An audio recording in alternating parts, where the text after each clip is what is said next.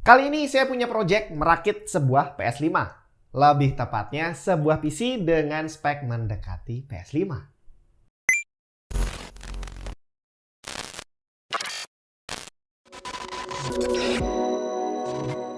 Sebelum upgrade Windows 11, pastiin Windows 10 kamu udah original. Kalau belum, mampir ke cdkeysales.com. Dalam rangka Black Friday selama bulan November ini, kamu bisa dapat tambahan diskon 35% dengan masukin kode TNT. Tinggal ikuti aja petunjuk pembeliannya. Setelah dapat key-nya, masuk ke Windows 10 kamu, activate dan selesai. Windows 10 Pro Original udah aktif. CDK Sales juga menyediakan berbagai macam lisensi resmi game PC dan konsol, termasuk berbagai macam software, termasuk Office. Klik link lengkap yang ada di bawah. Halo semua, Jun di mana? Kenapa sih kok saya pengen ngerakit PC yang punya spek kayak PS5? Apakah nggak mending beli PS5-nya langsung? Ya, bisa aja. Tapi di sini saya penasaran, sebenarnya lebih worth it yang mana? Apakah ngerakit PC yang jelas-jelas lebih mahal pastinya, atau beli PS5-nya aja? Banyak yang bilang bahwa mendingan PC karena bisa dipakai untuk hal lain selain ngegame. Bisa aja. Nah, di sini makanya saya pengen buktiin apakah secara budget, secara performance, dan keseluruhannya pastinya mana yang lebih worth it. Untuk detail bagaimana perakitannya, detail speknya seperti apa, kita akan bahas di video yang terpisah. Di video kali ini, saya hanya akan bahas tentang casingnya dulu nih. Secara tadinya, untuk menghemat budget, harusnya saya nggak usah pakai casing sih, pakai yang udah ada di studio.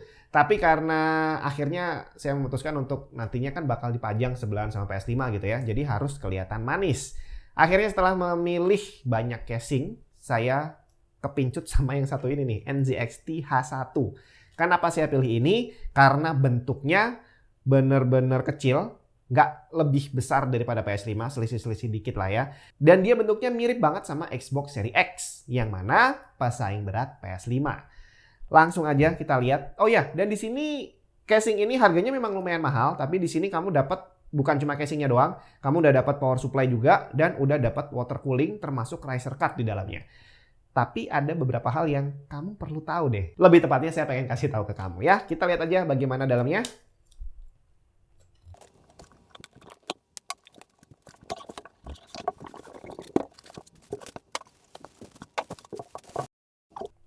Oke, ini adalah casingnya. Kecil banget kan? Kalau mau dibandingin, kita lihat. Waduh, ini adalah PS5-nya.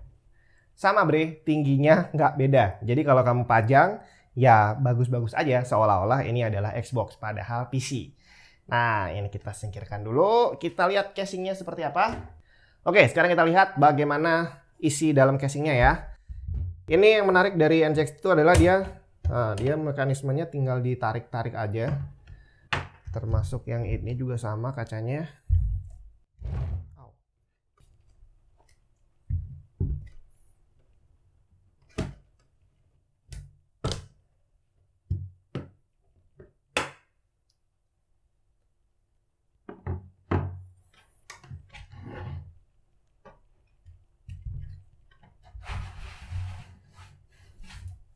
Cakep banget nggak sih? Ini dia ada saringannya ya, ada filternya di sini. Jadi lumayan akan menjaga kebersihan dalam casingnya. Terus apalagi nih? Nah, ini ntar kita lihat isinya. Nah, yang menarik di sini tadi saya udah bilang bahwa kamu dapat power supply. Jadi di sini ada power supply 650 watt gold dari NZXT, tapi ini adalah sebenarnya dia dari Seasonic ya. Jadi kualitasnya nggak usah kamu ragukan. Kemudian ada water cooling, nanti kita lihat water coolingnya seperti apa. Nah, di sini yang mau saya kasih tunjuk adalah riser card-nya. Yang saya dapat ini adalah revisi yang baru. Karena NZXT H1 versi awal itu di riser card-nya ada banyak lubang. Dan waktu dites sama Gamers Nexus ternyata dia korslet dan kebakar. Makanya setelah itu sama NZXT direvisi jadi riser card yang baru kayak gini yang tidak terlalu banyak lubangnya. Mungkin waktu itu lubang untuk trial kali ya. Harusnya bukan buat casing ini tapi dipaksakan untuk casing ini. Nah, sekarang kita lihat langsung aja water coolingnya. Oke, remove screws pointed by arrows. Check for cable chip clearance when closing. Do not force shut. Oke.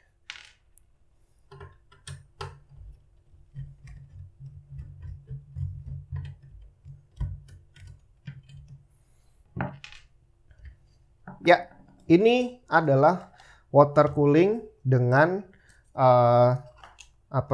kipas 120 ya ini ya. Nah, ceritanya water pumpnya itu tidak berada di water block, tapi dia ada di radiatornya. Dan waktu itu, nah ini di sini kelihatan nih, dia ada kotak di tengah-tengah radiator ini untuk water pump. Waktu itu NZXT sempat mematenkan desain ini, tapi ada minusnya. Ternyata jika dibandingkan dengan water cooling berukuran sama, yang water pumpnya ada di water block, ternyata yang model kayak gini performance untuk coolingnya lebih jelek karena area pembuangan panas di radiatornya jadi berkurang. Nanti kita lihat setelah kita rakit apakah berpengaruh besar terhadap temperatur dari CPU-nya, apakah bakal throttling atau enggak, nanti kita akan bahas di video pengetesannya. Oke, kita lanjut ke isi boxnya ini apa aja.